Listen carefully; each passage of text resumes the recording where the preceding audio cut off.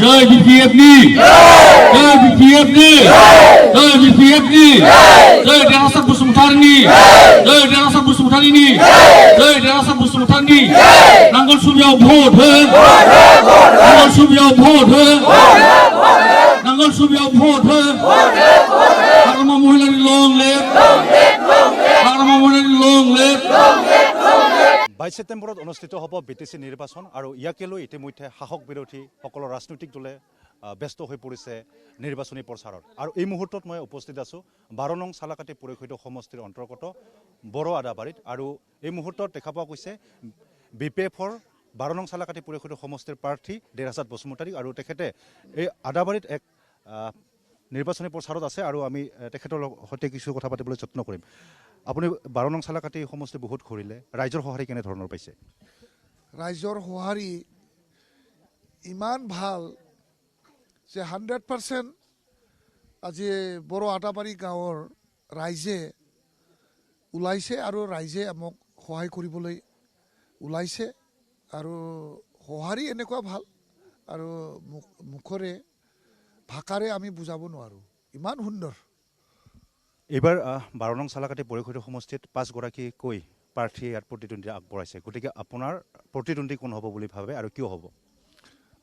প্ৰতিদ্বন্দ্বী মানে সেকেন্ডত ইউপিপিএল আহিব ইমান প্ৰতিদ্বন্দ্বিতা নহয় 12000 ভোটৰ ব্যৱধানত প্ৰতিদ্বন্দ্বিতাটো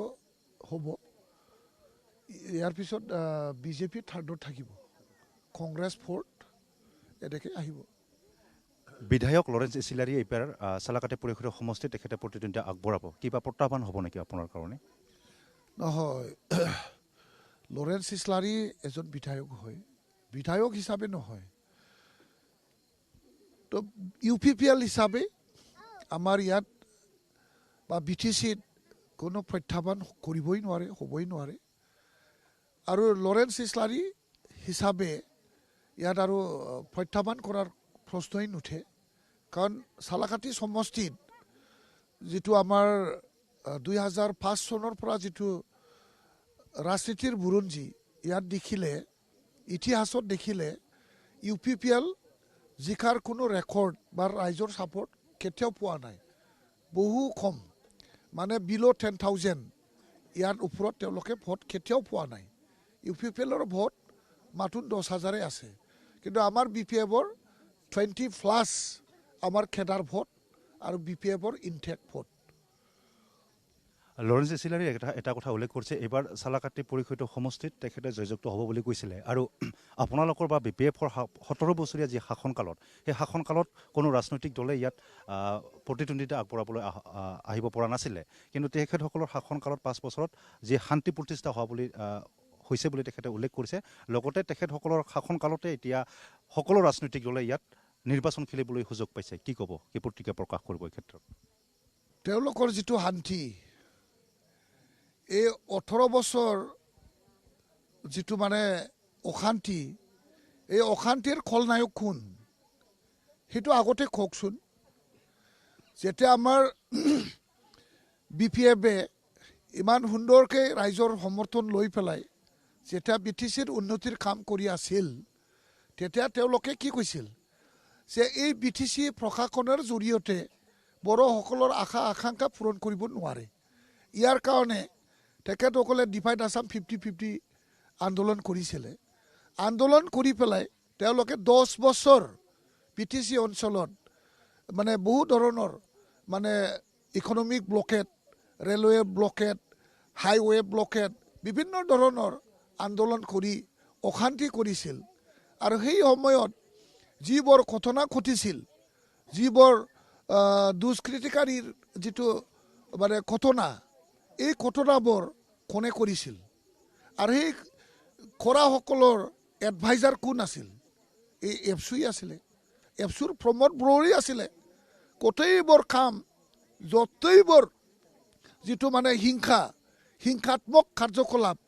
প্ৰমোদ বড়োৰ নিৰ্দেশত তেওঁৰ অৰ্ডাৰত এইবিলাক হোৱা আৰু আজি তেওঁলোকেই মানে শান্তিৰ কথাটো কয় শান্তিটো 2003 চনৰ 10 ফেব্ৰুৱাৰী যিটো বিটিচি ঐতিহাসিক চুক্তি সাংবিধানিক চুক্তি এই শক্তিৰ পৰাই আৰম্ভ হৈছিল আৰু আজিৰ দিনত ৰাইজে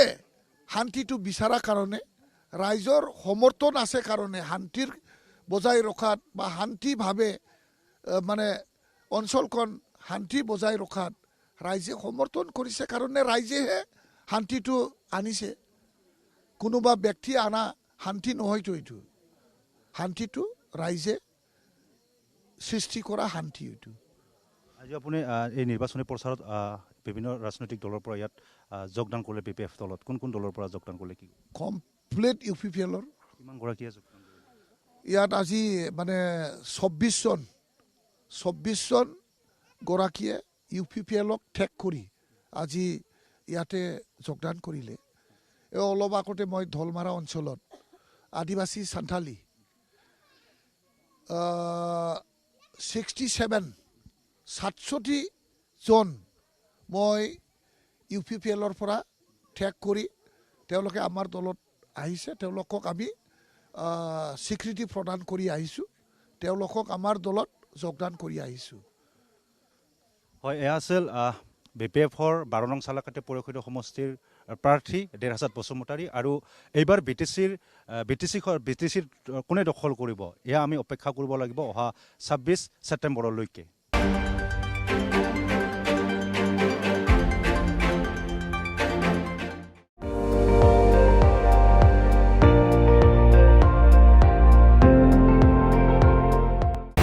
আপুনি চাই আছে ND24